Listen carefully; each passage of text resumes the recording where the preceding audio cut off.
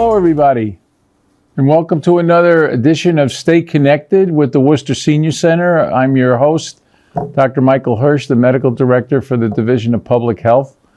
And this is the December 2024 edition.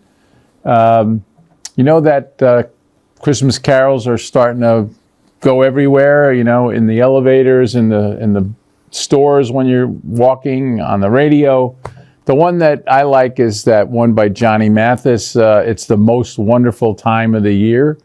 And it's very an interesting thing. When you look at December historically, this was a way of the people fighting back their fear of the winter.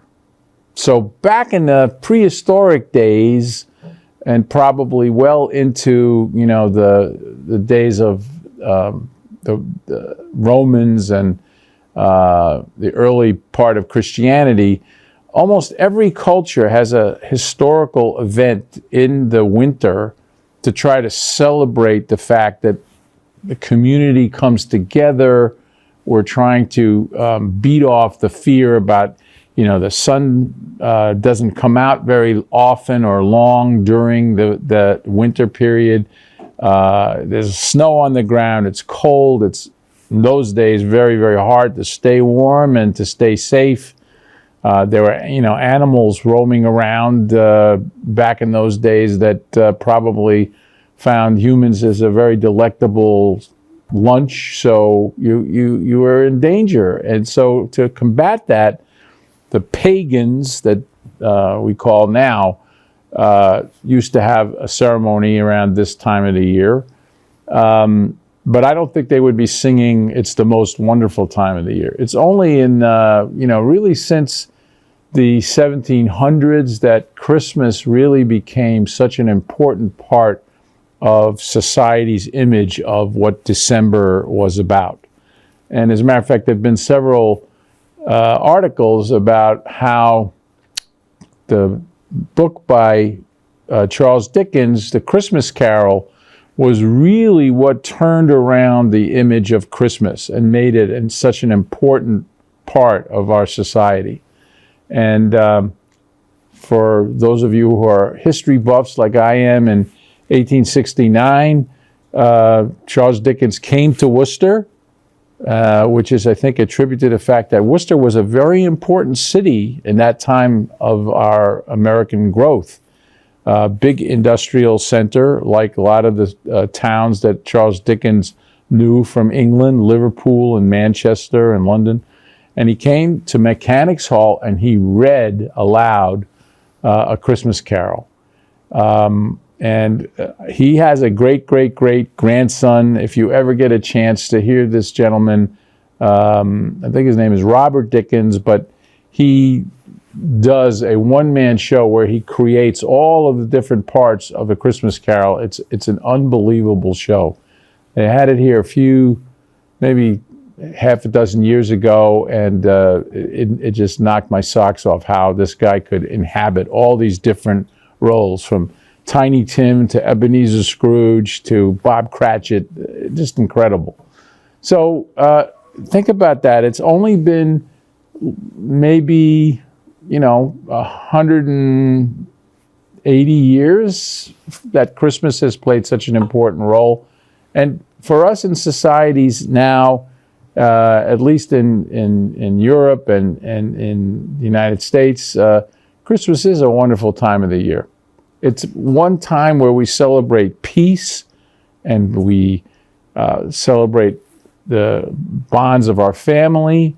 It's, of course, tied in with a lot of gift exchanges, and for little kids, it's a time of wonder. I love this time of the year. Now, I'm a, you know, old Jewish kid from New York, so I celebrated Hanukkah, but in my parents' youth, they grew up in Europe.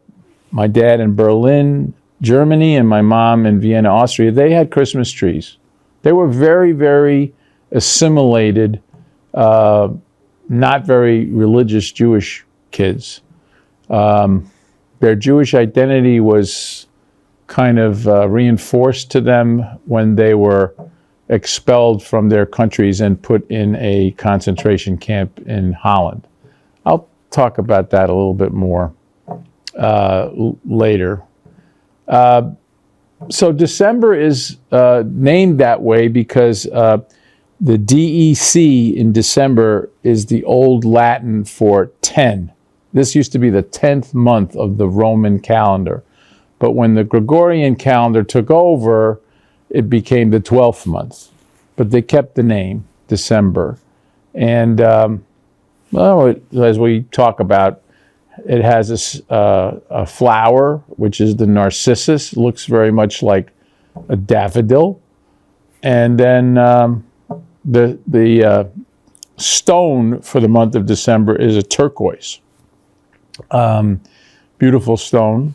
You know how the Native Americans make incredible jewelry out of turquoise. Whenever you go to the Southwest, you'll be able to purchase a lot of different jewelry made out of turquoise. So if you're born in December, that's the place where you should go and get your birthstone. So what are the key things that I wanted to convey about December? I think that if you're in the generation that I'm in, your parents looked at December 7th as a very seminal day. Like we now look at 9/11, they looked at December 7th, which is the anniversary of Pearl Harbor.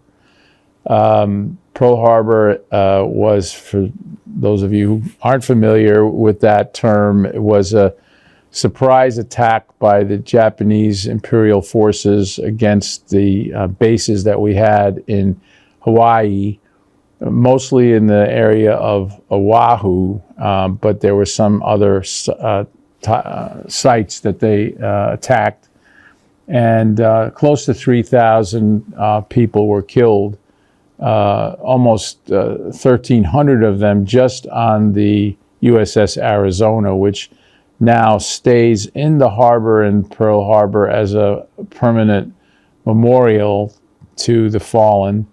And you can take a boat to get out to the floating remembrance site, and oil still bubbles up all through these many years now from the boilers there.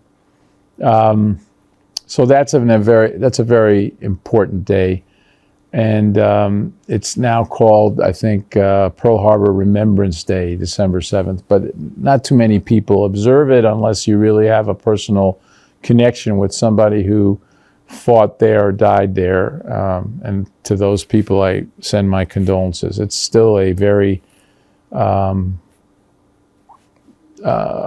horrific day, a day that our president at the time, FDR, said will live in infamy, and I think that has lived up to its billing. The other very important dates, obviously, besides Christmas Day, December 25th, would be the December 16th this year. Why December 16th? That's the 80th anniversary of the Battle of the Bulge. So, again, forgive me for a little history lesson, but on that day, the forces of the Nazi army surprised the Allies, who were just kind of cooling their jets in the winter, thinking that once the winter months were over, they were going to have a spring offensive and then they would end the war. Because the Germans really had been in retreat ever since the landings in Normandy in June of '44. But on that date in December, a massive group of tanks and men, almost 600,000 men from the German forces, tried to move up through the Ardennes forest in Belgium and push their way to the sea, to the port city of Antwerp.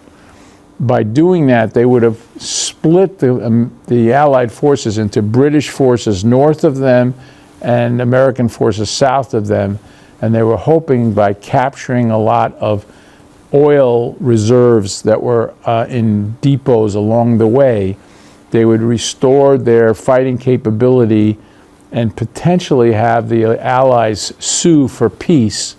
Hitler had the idea that if he could humiliate them that way and annihilate a lot of their forces that way, that then maybe they would all agree to go fight the Russians, who were really pounding on the eastern border of Germany. And they were relentless, and he knew that he was going to be overrun unless he had the Western Front quieted. Well, fortunately, because of the bravery of our soldiers, this battle, which was almost entirely fought by American forces, there were some Canadian and British involvement, but not very much. Most of the work was done in the trenches, in the snow, in the ice, and these poor soldiers were not really equipped for cold weather fighting, and their reinforcements that were called in once the attack was recognized on December 16th, they went there in kind of very inadequate garb. They didn't even have a lot of ammo with them. They just were put into the meat grinder.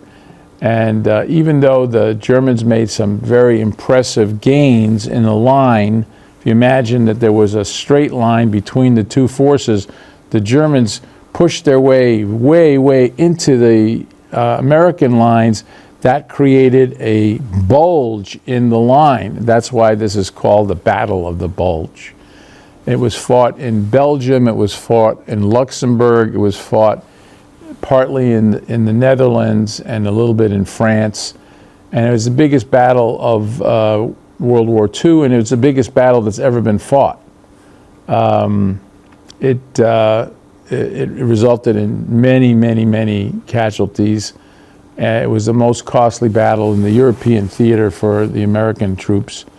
But they prevailed. They prevailed because of incredible guts. Maybe you know the story of the city of Bastogne. It's not a city, it's a town, had a population of about 6,000-7,000. It was on a very important crossroads, though. About 11 different roads all emanated from Bastogne, so you could get to anywhere in the field of battle from Bastogne. So the Germans knew they wanted to capture Bastogne, and they surrounded the city, the town, and the only people that were there were elements of the 101st Airborne and the 29th Army units, and they were greatly outnumbered, but they held the line. And it wasn't until General Patton was able, with his 4th Army, to relieve the town that they were able to free themselves from the encirclement that they were in. Before Patton arrived, the Germans came and offered, under a white flag of surrender, a peace agreement where if the Americans would surrender, they would be treated humanely, etc. The general in charge of the defense of Bastogne, General McAuliffe, responded with the one-word reply, nuts. And the Germans were a little baffled by what that meant. They had to get a bunch of different translators to say, what does nuts mean? But in the end, they knew that it was kind of a very vigorous no. And so I think this is a battle this year that's celebrating its 80th birthday. And if you had anybody that ever served in the U.S. Army in the European theater, everybody knows about the Battle of the Bulge, and you should think about at least honoring them on that day with a little toast or a prayer or just a thought about if that battle had gone Hitler's way, we would be in a very different world now, totally different world. So the other holiday that's worth mentioning is, almost every religion has a holiday this month. For me, it's Hanukkah. Hanukkah is kind of a celebration also of a military event where a insurgency by the Jewish people in Palestine threw off the yoke of the Greeks and the Assyrians who had tried to destroy the temple in Jerusalem.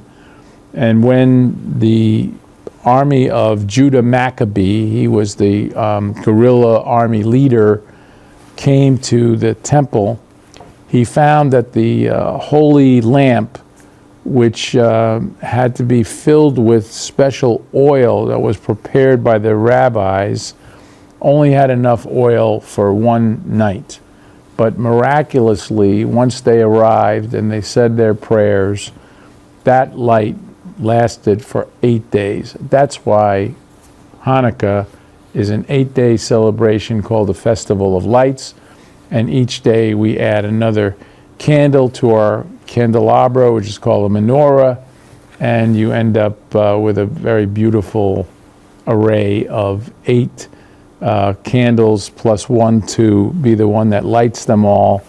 And it's a lot of fun. And some people do celebrate it with giving a present every day. Some people give a present at the beginning. But the key thing is, because we love the celebration of the oil that lasted so long, we do a lot of frying. And the best thing to fry is a potato pancake, which we call a latke. That is an awesome thing. Oh, latkes are wonderful. And that's I think what makes December a lot of fun. And this year, Hanukkah falls on Christmas Day. The night of Christmas is the first night of Hanukkah. So we'll be celebrating on the Jewish side and the Christian side simultaneously. Let's talk a little bit about public health, because I know some of you are still kind of trying to process what happened with our election. We're in the middle of seeing the President-elect Trump's choices for the cabinet, and one of the more alarming ones, without getting too political, is RFK Jr., who is a avowed anti-vax person, doesn't believe in vaccinations, doesn't believe in a lot of things. He believes in some strange dietary things. He believes in some strange energy-related things. And if he is confirmed, he will be in charge of the entire health mechanism for the country, which includes the Food and Drug Administration, the National Institutes of Health, the CDC, Medicare and Medicaid,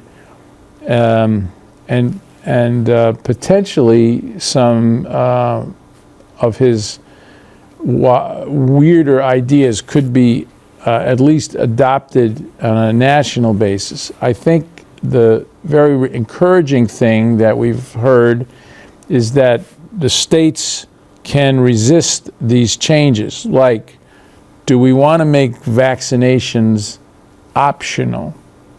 The whole point of vaccination is that if you have a population that you're trying to protect from a disease, you can't have a very low percentage of people vaccinated. It doesn't work, because the people that get vaccinated, they have some protection, but the people that aren't vaccinated, they get ill, and they get severely ill, and severe illness will sometimes spread over by a certain percentage to the vaccinated folk. So you end up with an epidemic.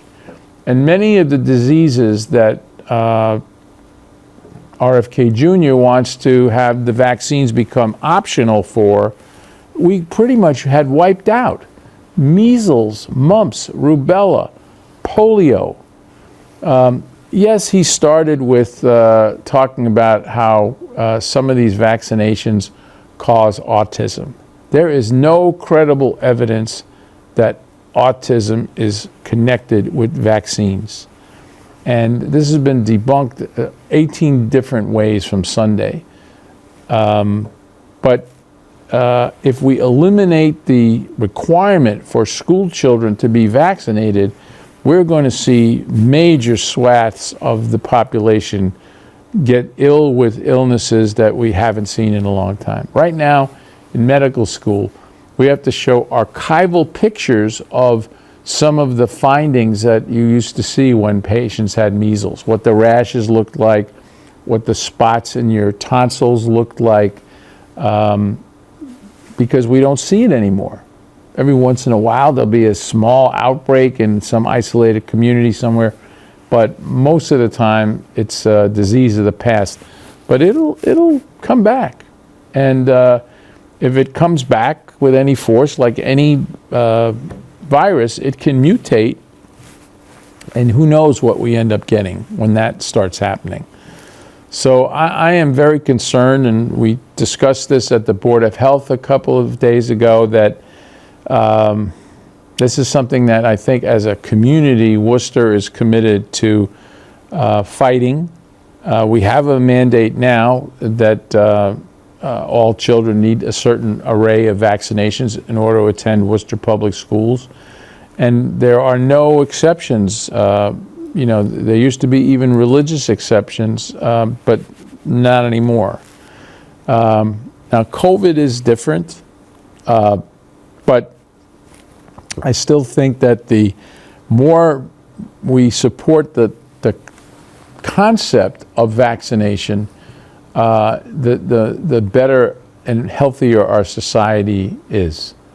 So I hope that as we see what the Senate confirmation process looks like in January, that science prevails, and that these kind of weird suggestions of health policies are not embraced, especially since RFK Jr. is also somebody that has strange dietary habits, including eating bear flesh and disposing of his whale carcasses that he finds on the beach, like in his home in Massachusetts. He's a little odd. With all due respect, I just feel like we could do better with someone with more expertise and more respect for the whole process of prevention. Prevention is the key to any illness. So what I can tell you about COVID is that as we're taping this show, we had 3 consecutive weeks where the wastewater numbers with COVID were going down. Now we've had a week of wastewater numbers going up again. So we had our surge in late summer, early fall. It seemed to recede. And then now that the colder weather is upon us, and of course, we're doing family gatherings and things like that, we may start seeing it rear its ugly head again. So once again, I'm going to make the plea, if you're over 60, if you have pulmonary or cardiac problems, if you're diabetic, if you're obese, if you have autoimmune problems, you should be thinking about getting the monovalent booster that's available for COVID. Forget about if you missed other injections of it over the time that we've been talking with each other. This one is a good one, and I think it will give you some good protection against these Omicron variants that keeps popping up from here and there.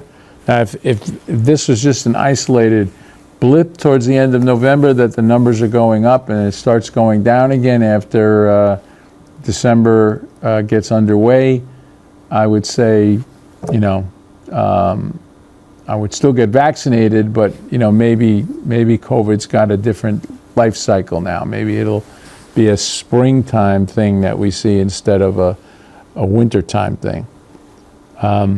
As far as the other vaccinations you could consider I think the flu shot is a very good idea. They have a special one now for folks over 70 that's tailored to be more effective and make it less likely that if you got the flu that you would end up in the hospital.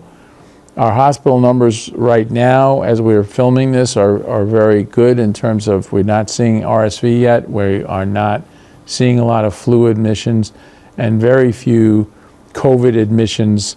We are seeing patients that are coming in with other things that test positive for COVID, and they're surprised because they didn't really have symptoms. So I think that that's something that we will see in the background probably all the months of the year. But right now, I think from a viral standpoint, we're good. And of course, we're not seeing the mosquitoes right now because of the weather turn. But we are going to be vigilant because I think that's going to be an important part of our spring and summertime existence, where the milder winters will lead to more mosquitoes, and that will lead to more transmission of Triple E and West Nile virus and chikungunya and some other viruses that have made their way into the Northeast. And ticks, again, are going to play a role. We're seeing different kind of ticks coming up from the south that still like to inhabit the fur of deer, and they cause not just Lyme's disease but other kinds of disease that can be quite debilitating. So we'll talk about that when the time's appropriate. Right now, we're not worried so much about those kind of diseases. When I listened to a recent broadcast with Dr. Peter Hotez, who is the internationally acclaimed virology expert from the University of Texas in Houston, he expressed great concern about the avian flu. The avian flu is called H5N1, and so far there have only been 5 human cases in the United States. They've all seemingly come from livestock who have been fed parts or meat of the chicken, and the chicken is the one that got the avian flu. So we know it can spread from chicken to cow. There have been a couple of instances where they've found wild animals like raccoons having H5N1, but the transmission to humans has been very limited to people that work in the livestock industry. We haven't had any human-to-human transmission of that. So I think it's hovering out there, the concern that all these great virologists like Dr. Hotez has is the virus going to mutate to a state where it can really attack the human population in a direct way, either directly or from the cow to the human. And that's one of the things that makes me concerned. Going back to RFK Jr., he doesn't believe in pasteurization, and he doesn't believe that we are harmed by drinking raw milk. I think if you started a movement to drink unpasteurized milk, you would see much more transmissions, not just of potentially avian flu, but of other diseases as well. Louis Pasteur was no fool, and when he came up with this pasteurization process in the 1890s, it stood the test of time for 100 years. So let's not reinvent the wheel here. We don't have to start proving why he was right by getting a lot of people sick in the meantime. So I think that Christmas time we will reflect on counting our blessings. That's, if you watch any of the wonderful Christmas movies, the Frank Capra classic, It's a Wonderful Life, it is a time for self-reflection, and I count myself as one of the luckiest people in Worcester or in the world, because I have wonderful friends, a wonderful wife, a wonderful set of grandkids, and family is just everything to me. But it is sometimes concerning when the world is acting the way it is. So I'll tell you one last story here. I think I have mentioned before that my mom and dad were both born in Europe, and my dad was born in Berlin. My mom was born in Austria, in Vienna, and they were both happy kids until Nazism kind of took over the country. And when the night of the broken glass happened on November 10th, 1938, both my grandparents decided to send their kids away to safety on what was called a Kindertransport, a train of children. And their train took them to Holland. Holland in 1938 was still independent, but there was an increasing Nazism movement there. And although they never surrendered to Hitler immediately, they fought for about 5 days in 1940 when Hitler invaded them. The schools that my parents were in got converted to detention centers, and then the detention centers got rebuilt as a large transport camp called Westerbork, where they fortunately were able to ride out the war.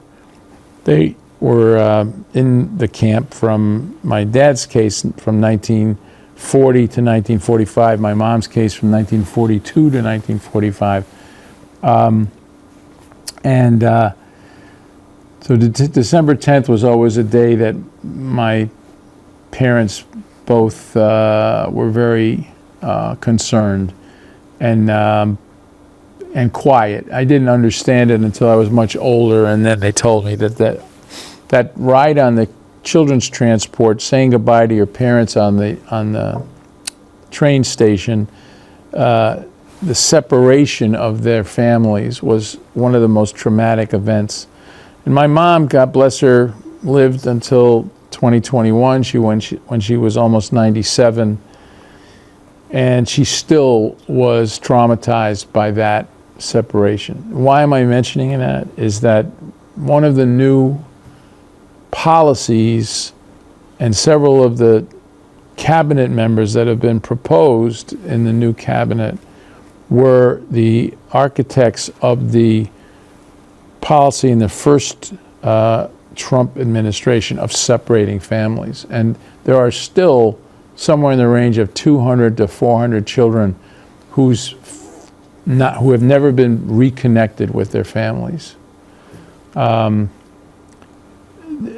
kind of damage, if we start an immigration policy where fathers and mothers are deported and children are left behind, or children are put in foster care and they don't know where their families are, that kind of chaos, and particularly if you're going to be using the military, which is the thing that people are threatening in this new administration to do, to round up people. This is a movie that certainly my mother would say she had seen before. The military coming into private homes, knocking on doors and rousting people out. That's not the kind of country that she fled to eventually once she was liberated from that camp. And I'm very concerned about that. Late in December of 1944, that was called the Hunger Winter. So imagine, this is the same time that the Battle of the Bulge is happening in Belgium. In Holland, the same terrible freezing temperatures were happening, and many German divisions had gone there to rest up through the winter. they had to feed their troops. So they confiscated all the food. So the Dutch citizens had no food. That trickled down to the concentration camp that my parents were in. They had no food either. So it was terribly cold, terribly hungerful, and my mom and dad did not think they were going to survive that winter. And Mom was trained as a nurse. She was working in the infirmary in the camp. And a young German soldier was brought in injured into the infirmary. It turned out that the doctor in this infirmary, Jewish prisoner also, was a superb surgeon, and the Germans figured that out and were bringing their casualties to him rather than to the army hospital. So my mom was caring for this German soldier, and the German soldier was grateful for her care and said, look, is there anything I can do for you? Because, you know, it was obvious that everybody that was taking care of him was starving. He was getting meals, and they were not getting anything.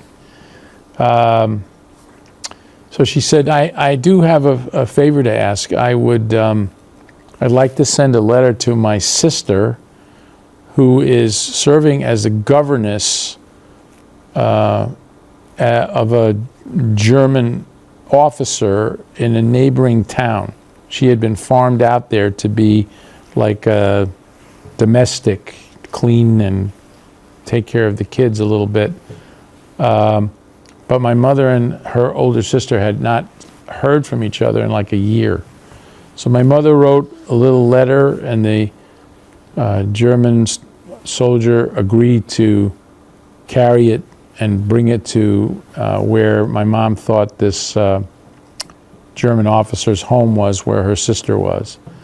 And on Christmas Day of 1944, she was called into the commandant's office of the concentration camp, and in front of him was the letter. So my mother still didn't ever find out whether the soldier betrayed her, or whether while he was trying to deliver the letter it was found, or maybe the officer in the house where my aunt was found out about it. Whatever it was, the commandant said to her, "What is the meaning of this?" And my mom said, "I was trying to reach my sister. I haven't seen her in a while. I didn't know if she was alive or dead." And he said, well, if she were dead, she probably would have gone on the train that left from Westerbork. Maybe you'd like to go on that train. And she was silent, and he said, my Christmas gift to you is I won't put you on the train, but you're going into solitary confinement. So that's what she did from Christmas Day until February 1st. She was in a solitary cell, getting a bowl of soup every 3 days or so twice a week. And she was all alone, and she thought she was going to die. I only found out about this stuff. I'm 70 years old. Like the last year of her life. From 1920, when the pandemic started, to 21, my mother started to have night terrors about the experiences during the war that she'd never told me before. And she had 24-hour aides, and they would call me at 3 in the morning and say, "Your mother is screaming, freaking out. I don't know what's going on." I would get on the phone with her and try to talk her down, and this is one of the stories that came out. Why am I mentioning all this? Because we just saw in Holland, which she still valued as the country that helped to save her,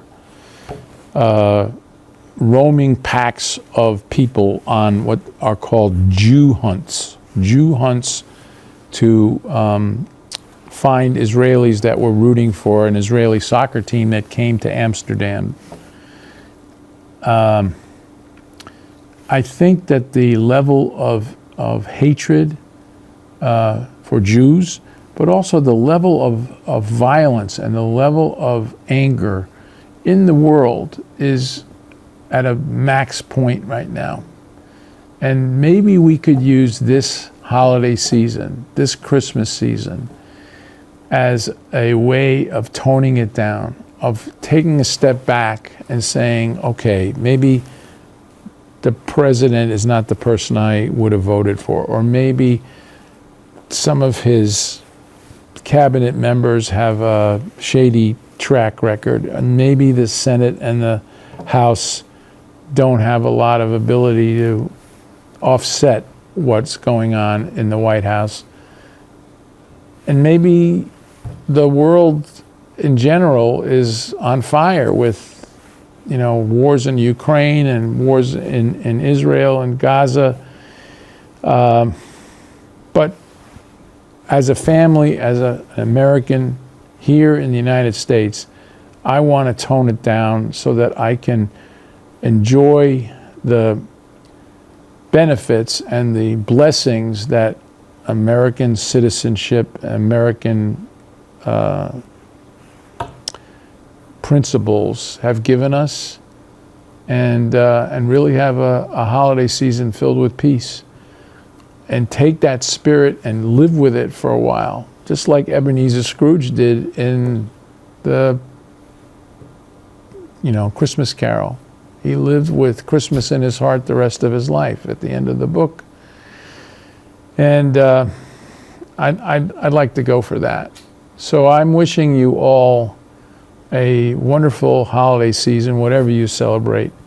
And I hope that we as a country can come to some kind of a peaceful equilibrium where we start to reach out and understand each other and make friends and break down barriers rather than build up walls and make it as polarized as it's been. So that's my Christmas wish for you all, and I thank you for listening. I'll be back next year, and I hope that you avoid any illnesses and just have some figgy pudding or whatever you like to enjoy on your holiday. So thanks for listening, and this has been Mike Hirsch for Stay Connected with the Worcester Senior Center, signing off for December.